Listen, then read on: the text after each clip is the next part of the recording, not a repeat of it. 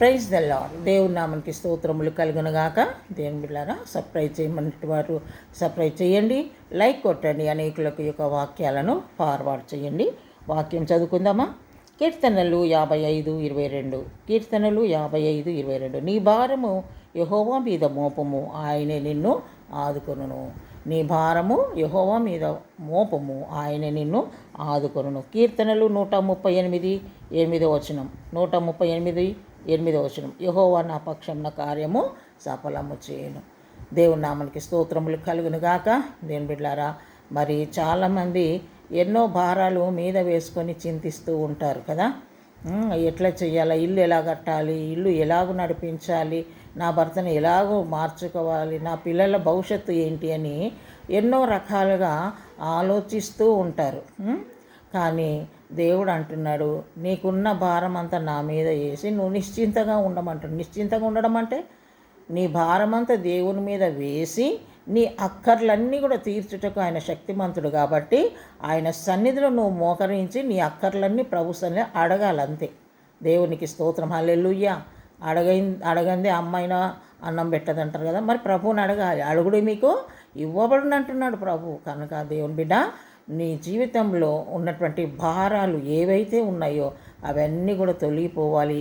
నీ జీవితంలో అన్నీ కూడా మనశ్శాంతిగా ఉండాలంటే దేవుని వైపు నువ్వు చూడాలి. దేవునికి స్తోత్రం. హల్లెలూయా. ఎన్నో రకరకాలున్నాయి భారాలు. పని భారం ఉన్నది, పాప భారం ఉన్నది. దేవుని బిడ్డ, ఆ పాప భారాన్ని కూడా పాపము చేస్తూ అది కూడా ఒక భారమే కదా.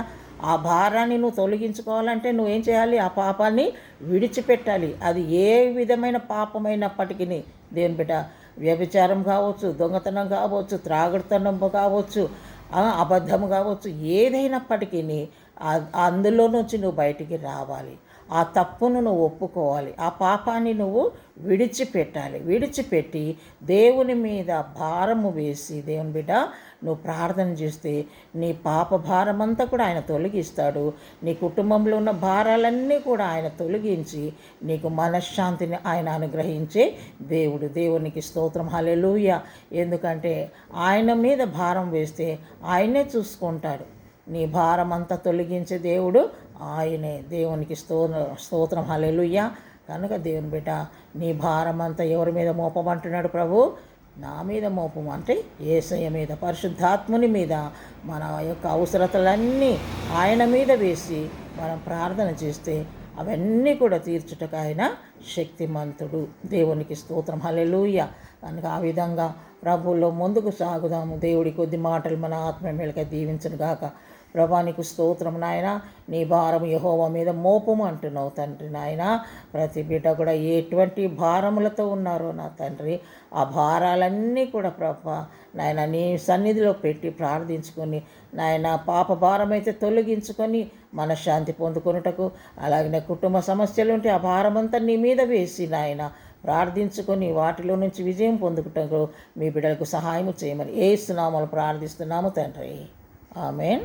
Praise the Lord. God bless you.